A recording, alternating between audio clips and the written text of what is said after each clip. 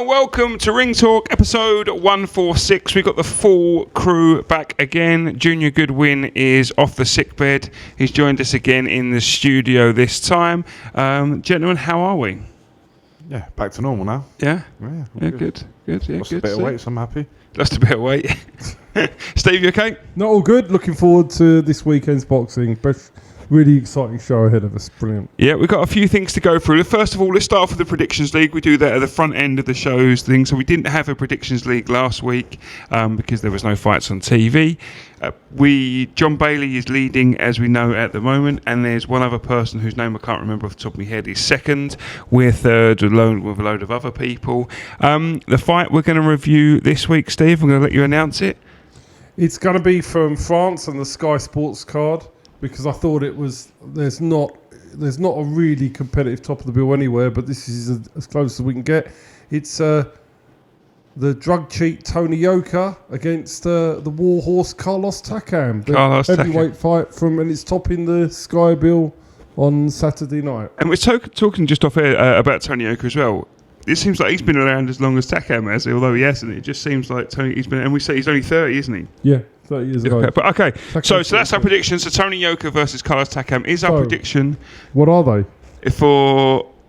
What are they? What are our predictions? Well, that's what I'm leading into. So that's our predictions for that's the fight that's up for prediction this week. So don't forget, if you want to enter, we need to know who you think's going to win and the method. You need to send it to info@goodwinboxing.co.uk. That's info@goodwinboxing.co.uk. It's the only way you can enter. Tony Yoka versus Carlos Takam. Josh, what is your prediction for the fight? Tony Yoka points. Steve-O? Tony Yoka stoppage. And I'm going to go Tony Yoka stoppage as well. There we go. Stoppage, point. We're all going for Yoka. To be fair, you both could be well right. He's about 50 odd years old, Carlos now, isn't he? So. Yeah, he doesn't get stopped very often, and obviously Yoka's a puncher, isn't he? Yeah. Whether he's a puncher when he's not on substance and that is a different matter. Listen, it could. I think I'll be very surprised if Tony Yoka doesn't win, but I'm not certain about the means. I think it's a balance. The method could put Josh ahead this week. So that's our predictions. Like I said, for yours, send it into info@goodwinboxing.co.uk, and we will update the league accordingly. Hopefully you're not beating us. So let's talk about last week. We had GB Fight Series 14 at your call. Do we want to announce a new signing? You can do it now if you want. We do it now. Let's get it done. Tyler Chambers, former ABA champion, signs with us. Trained by John Cole he's from Sid Cup in Kent. He's going to be debuting in September. And he's one of quite a number of signings we will have to announce over the forthcoming weeks. But really excited about him. He's got the right attitude. John's known him since he was a young man, a very young boy. And, we're very, very excited. He's a future star, a future champion. And we're delighted to have Tyler on board, as we are with all of our new signings. And there's quite a few signing with us, and we'll be revealing them week by week. There's another one to announce next week. John Cole, very good coach as well, very good, honest boxing man, hard-working man. So it's a good match up there. So welcome to the team, Tyler Chambers. As I said, it's a GB Fight Series at the weekend, a 6-fight card in the end. A prospect show. The fights will be up on this channel. Yeah, it will be up on this channel at some stage. It's a very busy month for us, so it's taking a bit of time. Mm-hmm. So all of them now are being filmed with some commentating on there. It's just a static camera, but it's still being able to watch it if you need to. So let's talk through the bill. So first of the thing was Andre Santa versus Nabil Ahmed. Second time they fought. Hell of a fight. Joshua? Oh, sorry. Yeah. No. God, did you nod off then? Sorry. I was reading the list. Sorry.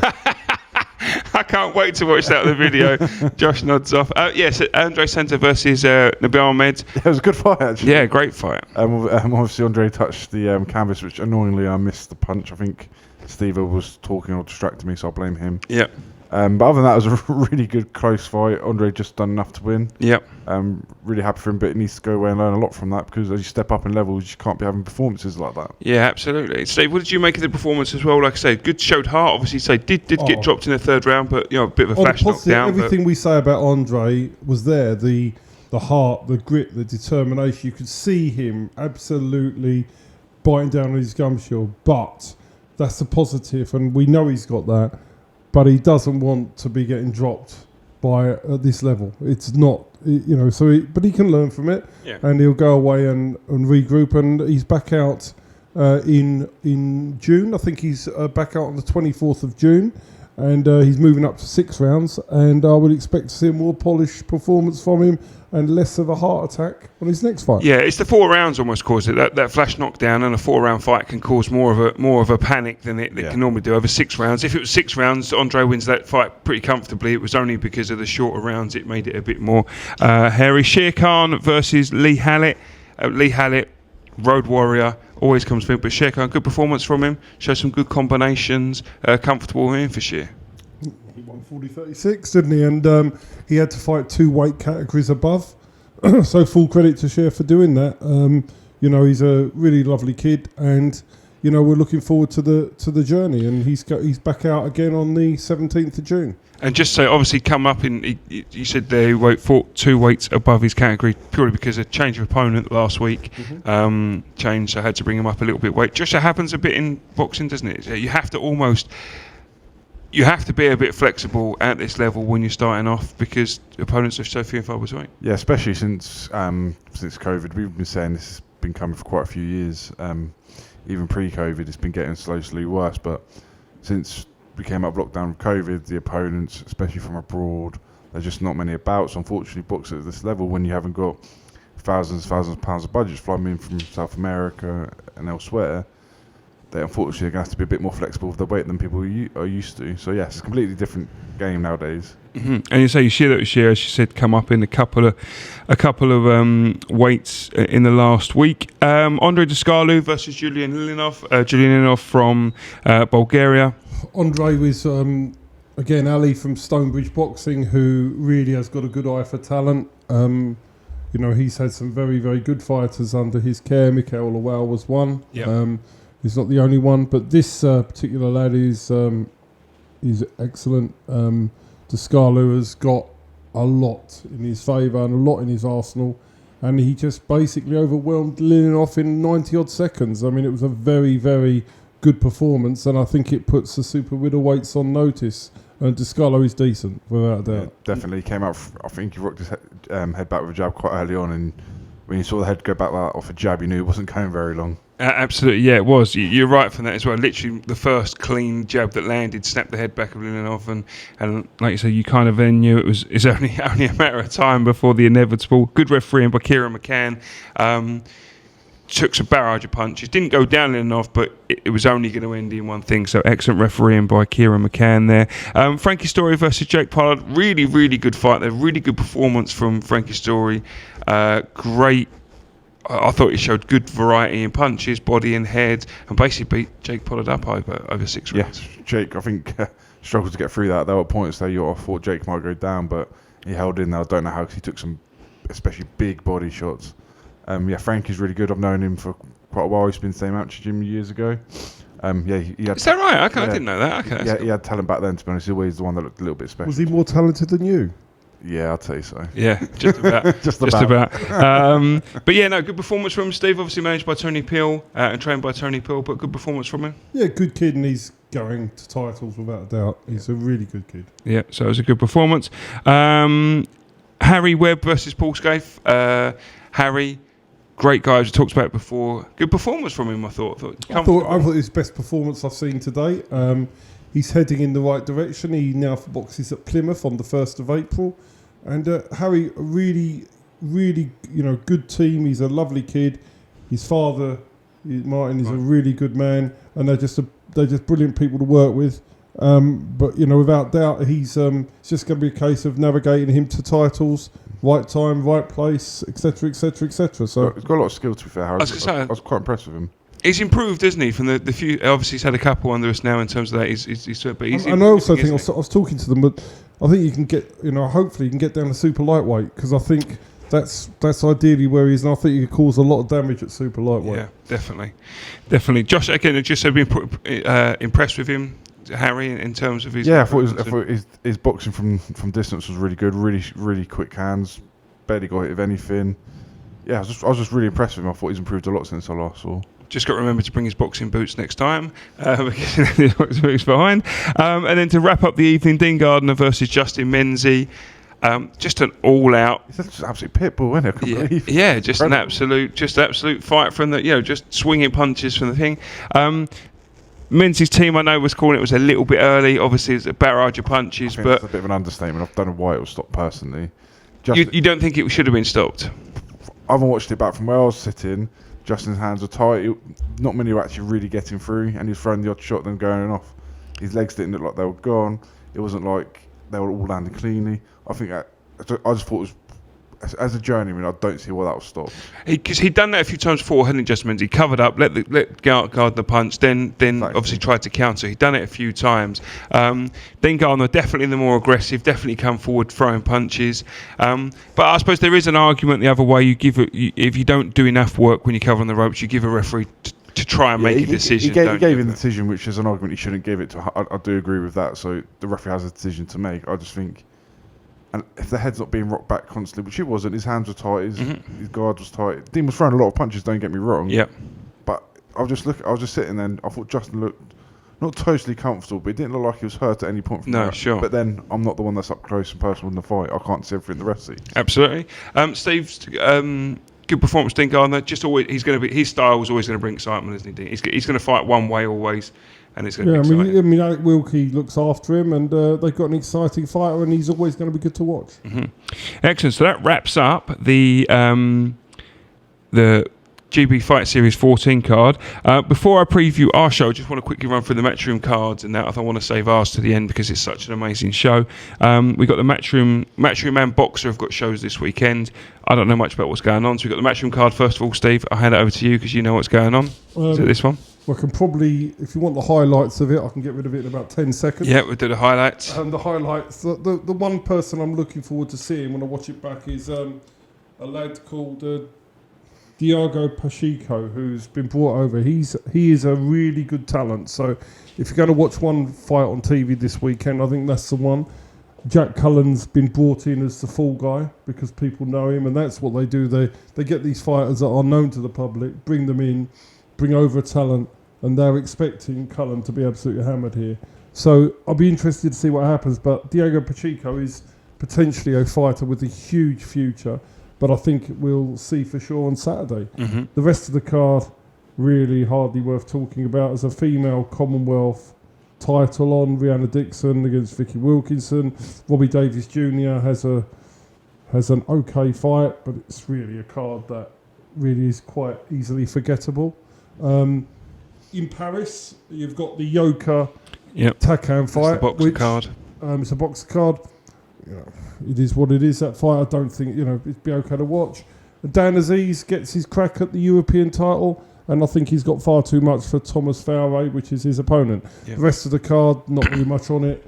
So it's not the greatest TV cards this week. We are complaining a lot about when we're looking at these TV cards at the moment, and we are saying, are they really good enough? And they're probably not, to be fair. At least they're not on pay-per-view, at least. To be fair to Matchroom, they did lose their top of the bill. Yeah, Callum Smith, wasn't it? Yeah. Not that it completely changes the card, but it gives another big name for people like us. Absolutely, yeah. But to be honest, cards aren't about the big, for me, are not about the big names, they're about good fights. No, I get that, but I also try to keep a bit of context. They aren't good enough things. We have seen cards collapse before as well. It can happen sometimes out of control of the. No, I agree. Boxing. But what I'm saying is you've got to remember that when Eddie did do this to Zone, he said game changed. It's going to be full of 50-50 fights. Yeah. It hasn't happened. No.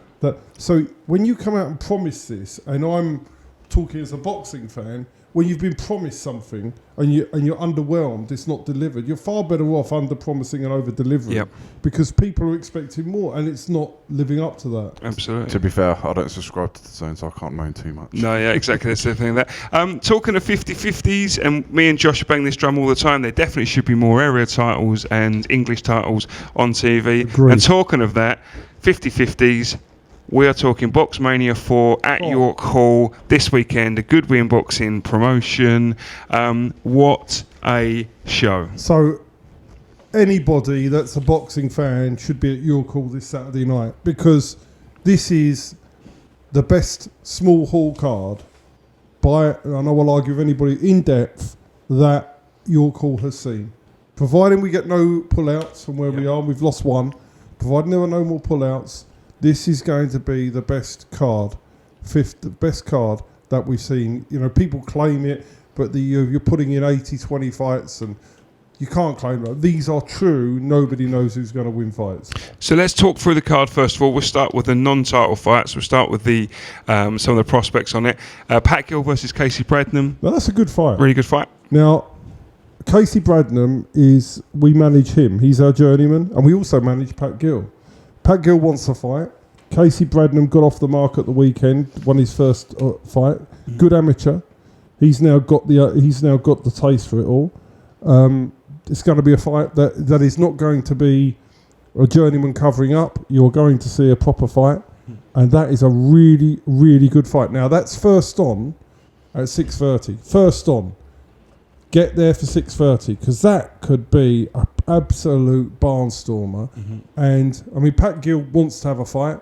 He hasn't got a traditional journeyman. He's got somebody to fight. And that's the opening fight, which is going to be an absolute barnstormer. So get there for 6:30. It's a proper fight. Yeah, it's a proper fight. We see the debut of Fred Secular. He takes on the Road Warrior, and I always laugh and speak about Jordan Granham. It's really good to see Fred Secular out. Really nice guy from Kent. Seems to be well supported. Seems to be very talented. It's a good first fight from Jordan. We'll ask the questions for him Jordan will do what Jordan does, and we'll be interested to see what and Jordan will give his opinion afterwards, and it will let us know where Fred is in the because Jordan has competed against everybody, and he finishes and he will say he's going to win an area, he's going to win nothing, he's going to win an English, he's this, he's that, he can't take a shot, and he knows at the end of a fight. So Jordan's feedback to me is really valuable. Yeah. Josh, perfect fight for a debut for Fred Secular? Yeah, exactly. You can learn. It's not Jordan's not the journeyman that just tucks up and just holds the whole time. He'll throw punches back and make people think. So it's a really good learning fight when you go Jordan special on a debut. Oh, Jordan was a very good amateur as well. Arfan Iqbal, the major, the light heavyweight, come cruiserweight, come heavyweight, makes his return to professional boxing. Former Commonwealth Challenger. English champion. He's back. He's back, and that first round is going to be exciting. So Arfan, big puncher, isn't he? Aggressive, big puncher. I mean, he was a massive puncher at cruiserweight as well. It's just going to be so exciting. It's just multiple people that are taking Arfan Iqbal on the pads have told me that he's one of the hardest hitters they've ever experienced. It's a shame he can't get down in weight, because if he was a light heavyweight, super middleweight, I honestly think he'd be a world champion. Agreed. At heavyweight, who knows? We shall see. But again, an exciting fight. If you're coming to this isn't a routine 4-round journeyman versus prospect cover-up. Arfan will try and kill Jake. Try and fight. Knock him out. Yeah, try and dish out the pain. And it'd just be fun, wouldn't it? It'd be a really fun fight. And again, that's fight number 3, and we've just covered. I mean, I know Fred's having his debut on the second one. But the first fight is going to be amazing. This fight is just going to be amazing to watch. And we're only at fight 3. So we're not watching prospect. We're at fight 3 here, and we're already getting excited. Yeah. So and we haven't come anywhere near to some of the bigger stuff yet. And then talking to that into the first 50-50, so to speak, we've got Ross McGuigan versus Lewis Oakford. That is 2 cruiserweights. Ross McGuigan will fight anybody. We've talked about Ross before. Obviously, came up a bit short about Vid O'Reilly. His attitude hasn't changed. Ross just wants to fight. Lewis Oakford is exactly the same. He went away, obviously, on his debut. Fought a prospect. Beat a good amateur in his debut. 2 debuts for both had a go at it. He wants to fight anyone. And again, you hear it all the time, but this is 2 people that will just about fight anybody. And if you look at their gloves are off, which is going to be up by the time this goes online, you can see them. They're both super confident. They're both going for it. So you're now in fight 4. We're at fight 4 here, and we're in a true war with 2 cruiserweights who both really think they're going to win. And full credit for both of them, because this is the way boxing should be. It's hard to get cruiserweight opponents. They don't want to fight journeymen who are going to fall over. So they said, sod it, let's have a fight and see how good we both are. Full credit to both of them. And what a fight for fight number 4. Josh, it's going to be great, isn't it? Well, that is one fight I'm really. I think really that could be fight of the looking night. To be forward fair, I think Ross McGuigan would have learnt a lot against Vidal Riley. Obviously, Lewis is too. He's changed trainer as well, you know. Who, Ross? Yeah, because on the gloves off, he was saying that he's actually changed his training team. Who is He's it? with Mikey Burke now, isn't he? Who's he with? He's with Mikey Burke now. Oh, is he with Mikey Burke? Yeah, as well as with Ross. Mikey Burke now, yeah. So it'd be interesting to see whether he can make any changes to Ross as well from the thing. Mikey Burke's a great trainer. Yeah, Ross has got all the attributes to be a very good fighter. He's tall, quick hands. He's got good reactions. He can punch a little bit. He's got all the attributes to be very good. But obviously, he started boxing late, so it's just about bringing it together. Mm-hmm. And Lewis Oakford was a good amateur. Yeah. Obviously, like I say, he went out in his debut. He is very talented. He's hard hitting. He's fast. He can box. That's why it's going to be such a good fight. It's such a good fight. It is such a good fight. Then we move into, after that, we Mitchell Frierson versus Barajit Singh. So I'm trying to think about what order here. So Mitchell Frierson versus Barajit Singh. No, that's an interesting fight. Yeah, that's a great fight. Southern Area Eliminator comes from Terry Stewart's stable. Linus Udofi and Brad Paul's in the stable. Linus says to me, be prepared for an upset. Singh fancies this. Yeah, I know they do. I know they they're really very confident. fancy it. And we think we really have Mitchell Frierson in high regard with Paul Kavanagh. We think we win. They think they win. But we know it's a good fight, right? We know it's a competitive. Mitchell Frierson knows he goes into this fight and it's a proper fight. Barajit Singh comes into this knowing it's a proper fight. It's a proper fight. It's a Southern Area eliminator. Both undefeated. Both undefeated. No. Barajit Singh. Oh no, he drew, didn't he? He drew. Both undefeated. Again, both supremely confident. It's just such a good fight. It's an eliminator for the Southern Area. Eliminator for the Southern Area. That's a really good fight. Just the right fight for both of them, or the right fight for hopefully the both of them for Frierson anyway. But again, it's just going to be a proper 50-50 fight. Yeah. Not much else to say. Not much else to say. It's a 50-50. Moving on after that, we've got Mikey Saki versus Sajid Abid. Final eliminator for the English super lightweight title. What can we say? Are we going to say again?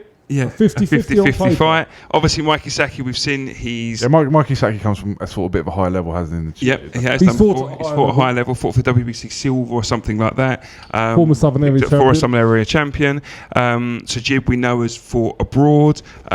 He's fought in Dubai or Abu Dhabi. And he won an eliminator with a good performance against Tom Ansel as well. He boxed really well that night. The only reason that ended up being a close fight is because Sajid obviously run out of gas, didn't he? First 10 rounder maybe started a bit too fast, or tied a little bit down the pace. But again, your first rounder, you never really know how to pace the first 10 rounder.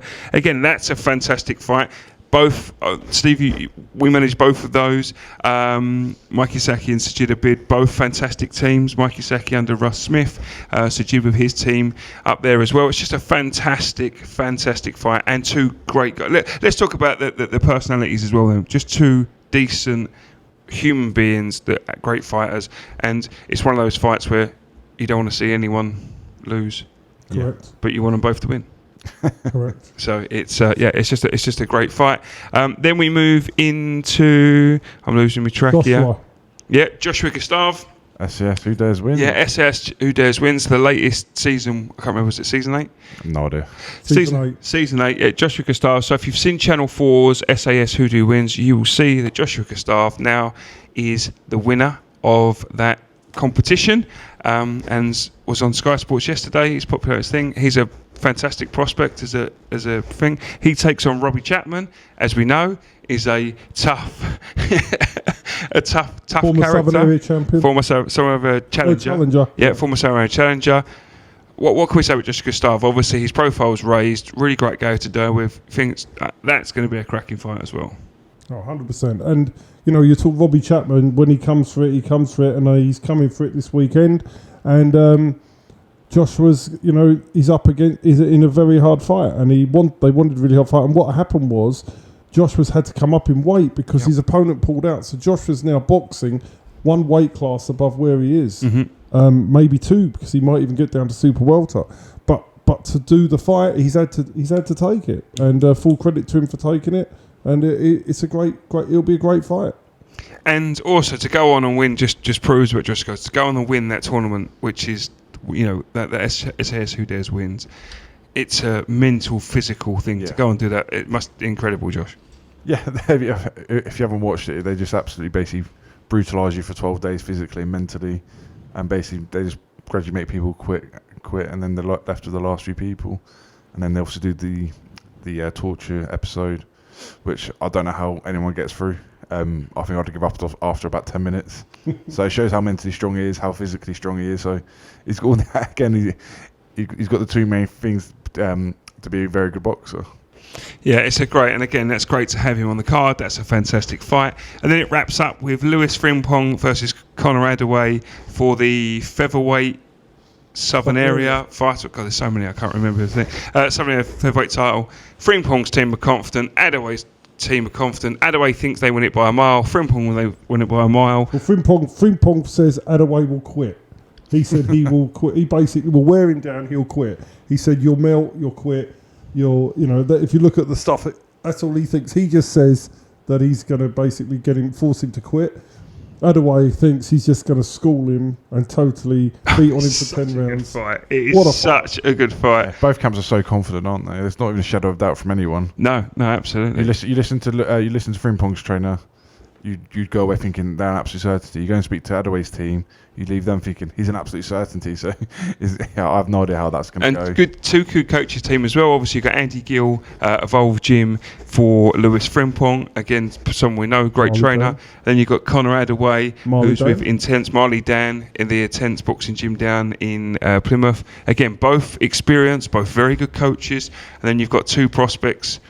Both very good boxers, both supremely confident. It's just. But you know what? The loser of this fight still goes on and wins titles. They both go on from this. And even win titles. I think you can apply that to everybody in these 50-50s. Anybody that loses these fights their careers aren't over. We have this thing in boxing that as soon as you lose a fight, their career is over. None of these people that come out on the wrong side of this thing, their careers aren't over. If you go in competitive fights, sometimes you lose. Exactly. That's how boxing should be. Everyone's too afraid of losing. And that's what holds boxing back as a sport. And I think that's why you've seen the UFC grow as a brand and a sport. It's just people lose, they come again. There's no shame in it. And boxing needs to start taking that mentality. Absolutely. So there's very limited ringside available now. Very limited, isn't there? In terms of that, there's a few more now, but there's not a handful of them still. Are tickets available on the door? We're not sure. Potentially should be. No, there should be some. But if you're going to come, make sure you get there early, because if you turn up 7:30, 8 o'clock, there won't be any tickets left. Won't be any tickets on the door. Tickets are still available, obviously, from any of the boxers, or you can buy them from goodwinboxing.co.uk. I think that's everything. I think you're right. I think we covered the cards, yeah. So this weekend, like I say, get down to York Hall. The first fight is, doors open at 5:30. First fight is 6:30. It will be the best small hall boxing show you have seen, not just this year, not just last year, probably in the last 10 years. It's a fantastic card. Get yourself down there, gentlemen. Thank you very much, and we'll see you again next week.